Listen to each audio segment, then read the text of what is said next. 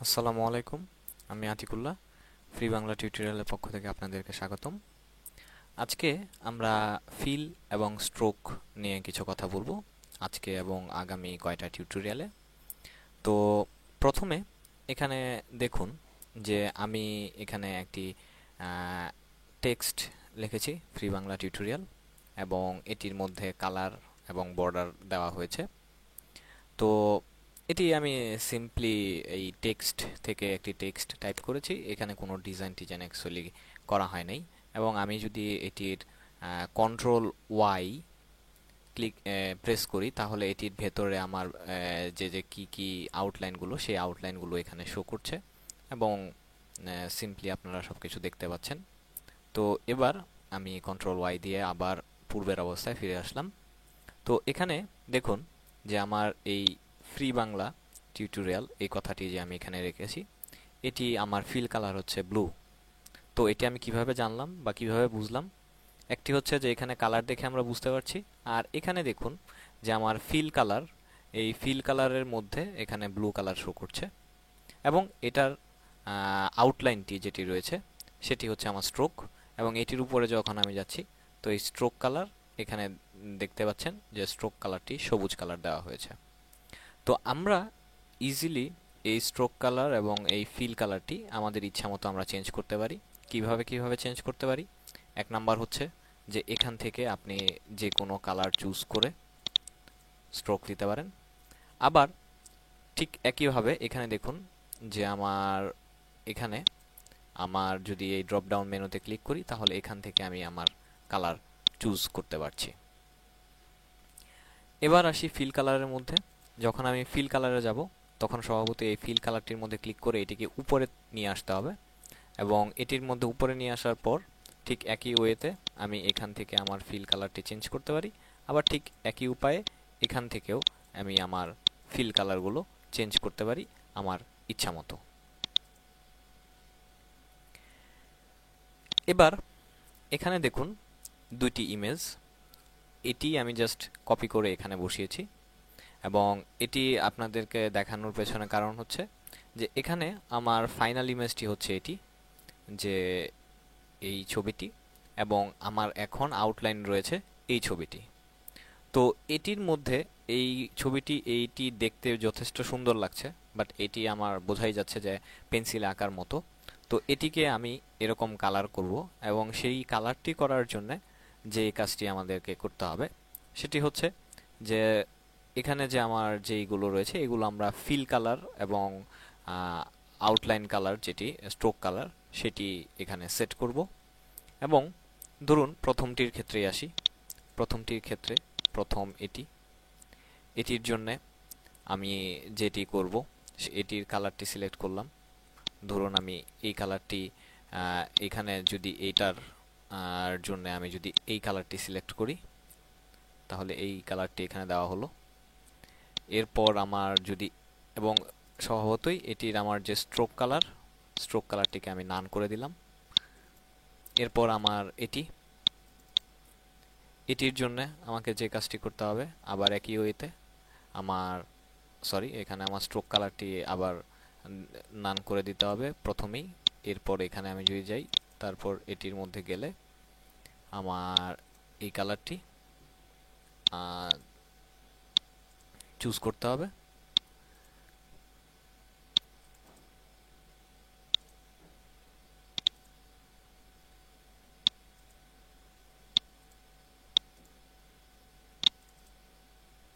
তো এই দুটি আমার হলো। অ্যাকচুয়ালি আমার এই কালার জাস্ট আমি কিভাবে করছি সেটি আমি আপনাদেরকে দেখাতে চাচ্ছি। এটার সেম সেম বানাতে গেলে আমার এই কালার কোনটা এটা চুজ করে এখান থেকে নিতে হবে। তো আমার কিভাবে কাজটা করছি সেটাই আমার দেখানোটা হচ্ছে মূল ব্যাপার। তো সেজন্যে এবার আমরা যদি এই চোখের মধ্যে আসি, চোখের এই পাতাটুকু, এটি হচ্ছে কালো এবং এটির ফিল কালারটি নান। আবার এবার যদি এটির মধ্যে আসি,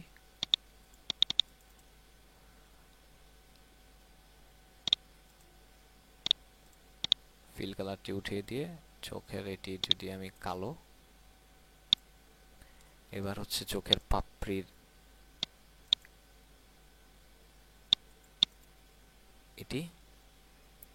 এটির ফিল কালার নান, আর এখানে এটির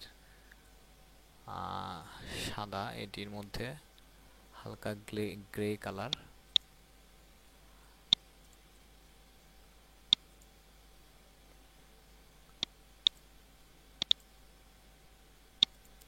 ঠিক একই উপায়ে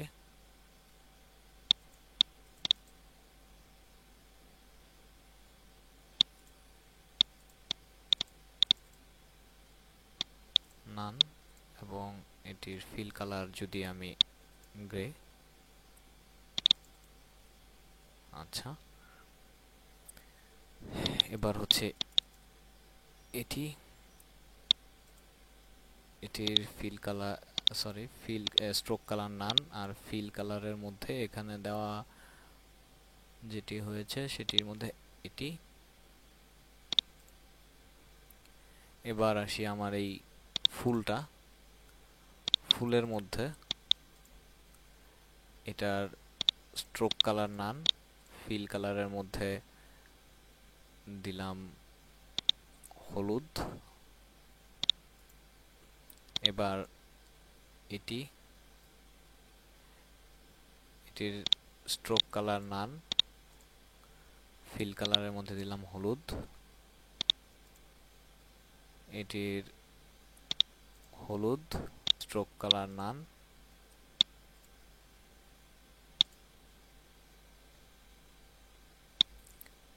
হলুদ, stroke colour naan,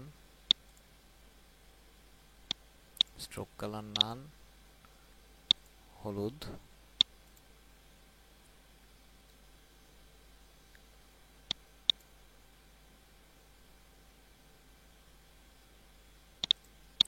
stroke colour naan,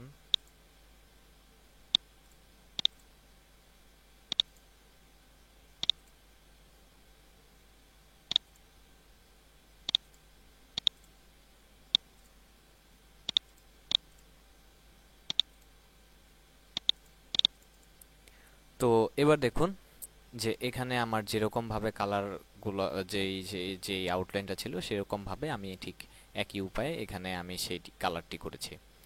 so that's it. এবং এখানে এই চোখের মাঝখানে আরেকটু এখানে রয়েছে।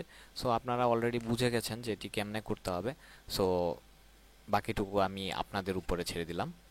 এভাবে অ্যাকচুয়ালি আমরা ফিল এবং স্ট্রোক কালার নিয়ে কাজ করতে পারি। এবার আমরা আরেকটি যেটি নিয়ে কাজ করব সেটি হচ্ছে ঠিক এটির ভেতরে আপনারা কন্ট্রোল ওয়াই দিয়ে যদি দেখুন, এখানে এটির ভেতরে একটি ফুলের মতো আঁকা আছে। আমার এখন এই জিনিসটি নিয়ে করব। তো আমি আবার কন্ট্রোল ওয়াই প্রেস করে পূর্বের অবস্থায় ফিরে গেলাম। তো এখানে দেখুন যে আমার যে এই ভিতরে যে এই ডিজাইনটা মানে নকশাটা রয়েছে, সেই নকশাটার মধ্যে কোনো স্ট্রোক কালার নেই, কোনো ফিল কালার নেই। তো এবার আমরা যদি এটারে ফিল কালার দেই, ফর এক্সাম্পল এটার মধ্যে দিলাম,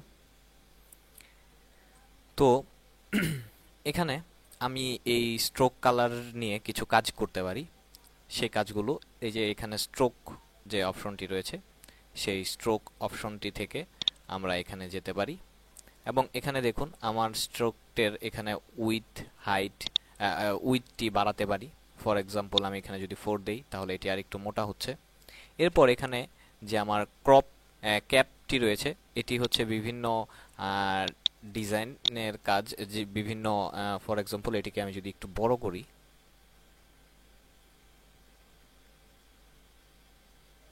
এবার যদি আমি আমার এই স্ট্রোক অপশনে যাই তাহলে এখানে দেখুন যে আমার এই কোণাগুলো ঠিক করার জন্য এটি, এরপর কর্নারগুলো কীরকম ভাবে হবে, রাউন্ড অথবা বাবল বা কর্নার, সেটি অ্যাকচুয়ালি এখানে যত মোটা করবেন তত এই জিনিসটি আপনাদের কাছে আরও বেশি ক্লিয়ার হবে।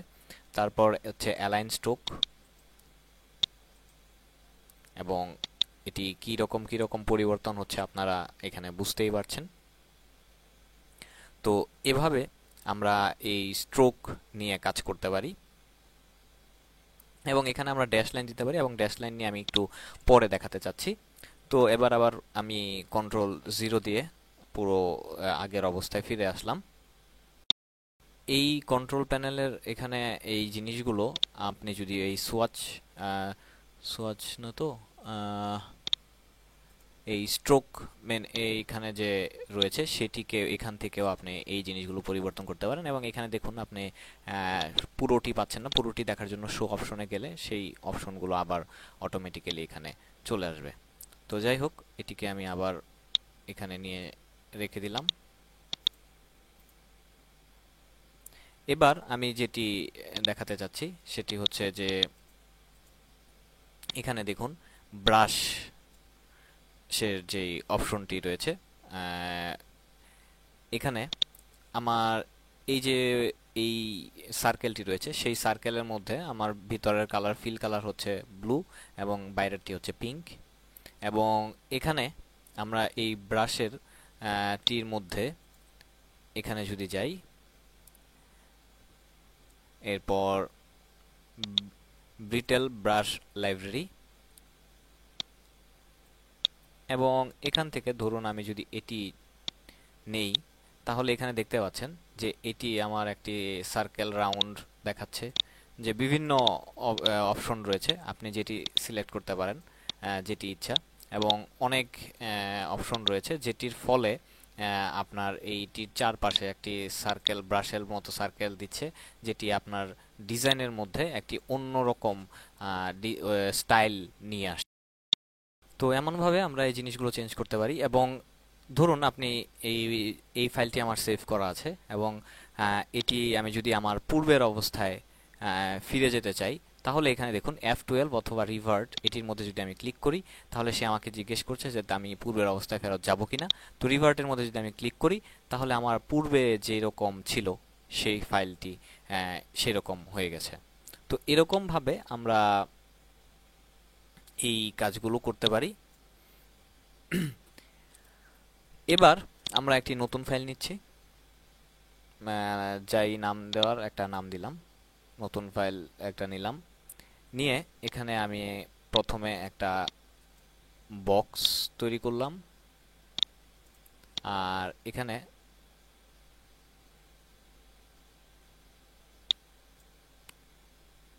একটা লাইন, এবং সিম্পলি এটাকে ড্র্যাগ করে আমি আরেকটা লাইন তৈরি করলাম। এবার আমরা যে কাজটি করব সেটি হচ্ছে যে আমি বলেছিলাম একটু আগে যে আমরা ড্যাশ নিয়ে কাজ করব। এবার আমি এটিকে একটু যদি জুম করি তাহলে আমাদের বুঝতে সুবিধা হবে। জুম করলাম। এবার আমার এটিকে আমি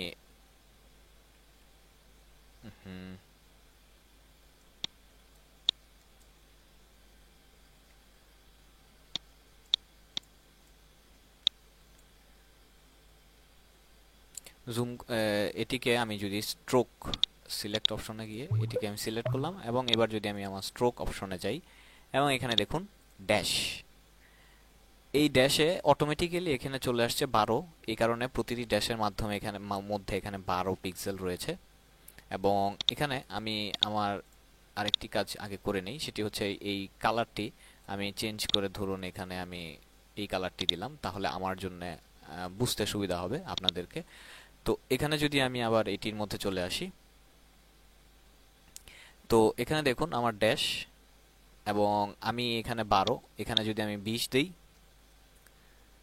এবং ট্যাব প্রেস করি তাহলে এখানে দেখুন। আর এখানে আমি আরেকটা কাজ করতে পারি যে আমার এটিকে আরেকটু মোটা করে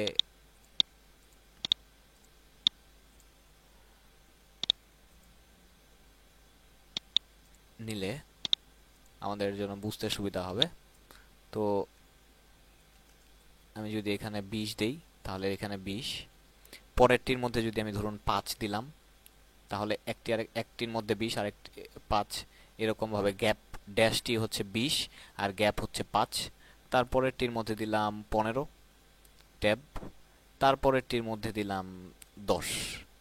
তো এরকম ভাবে আমি আমার পছন্দ মতো এটি করতে পারি। আর এইখানে এটি আরেকটি অপশন যেটির মাধ্যমে আপনারা এটি সে মানে ওই যে পয়েন্ট আপনি সিলেক্ট করে দিয়েছেন সেই অনুযায়ী এখানে এটি কাজ করছে, সে এই কোণাগুলি সে নিচ্ছে না। তো এরকম ভাবে এটি কাজ করার জন্য এটি। এবার আমরা যদি এখানে আমার এই লাইন যে দুইটা তৈরি করলাম, আরেকটা হয়ে গেল,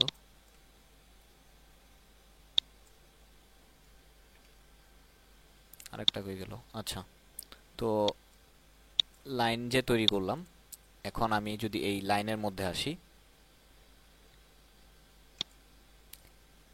এই লাইনটির মধ্যেও যদি আমি আমার এই ড্যাশ দেই এবং এটার মধ্যে আমি 10 দিলাম, গ্যাপ 5 দিলাম, আর বাকিগুলো আমি মুছে দিলাম। তো এটি হলো। এবং এখানে আরেকটি যে অপশনটি রয়েছে সেটি হচ্ছে যে আমি চাইলে এখানে অ্যারো চিহ্ন দিতে পারি। তো ধরুন আমি এখান থেকে এই অ্যারো চিহ্নটি, এবং এই অ্যারো চিহ্নটি আপনার যে লাইন, সেই লাইনের মাঝখানে অ্যারো চিহ্নটি বসবে না বাইরে বসবে, তো এখানে দুইটি অপশন রয়েছে। বাইরের জন্য যে আপনার মূল লাইন হচ্ছে এইটুক, এবং এই অ্যারো চিহ্নটা এটার বাইরে বসেছে। আবার এখানে যেটি, সেটি আপনি যদি ওই পারে মানে ওই ডান পাশে যদি অ্যারো চিহ্ন বসাতে চান তাহলে এটির জন্য এটি। এবার আবার যদি আরেকটি যদি যাই এটির মধ্যে, যে এবার আমি আর ড্যাশ লাইন দিলাম না, এই অ্যারো চিহ্ন, অ্যারো চিহ্নের মধ্যে দেখুন এখানে অনেকগুলো অ্যারো চিহ্ন রয়েছে। তো এটার মধ্যে আমি এই অ্যারো চিহ্নটা ইউজ করলাম। আর শেষের দিক দিয়ে আমি ধরুন কি ইউজ করা যেতে পারে, ধরুন এটি ইউজ করলাম। এবং একটি কথা এখানে জেনে রাখা ভালো, যে আমি যদি আমার এইটিকে ছোট করি এবং আমার এই তীরের এই মাথাগুলা বা এই জিনিসগুলাও প্রপোর্শনাল কিন্তু ছোট হয়ে যাবে। তো সেই জন্য আমার ওইটি নিয়ে চিন্তা করার খুব বেশি একটা দরকার নেই বা পড়বে না। তো এরকম ভাবে আমরা এই কাজগুলো করতে পারি। তো আজকে বন্ধুরা এই পর্যন্তই। পরবর্তী টিউটোরিয়ালগুলোতে আমি একটি বা দুইটি টিউটোরিয়ালে আমরা স্ট্রোক এবং ফিল নিয়ে আরো কিছু কথা বলবো। ধন্যবাদ।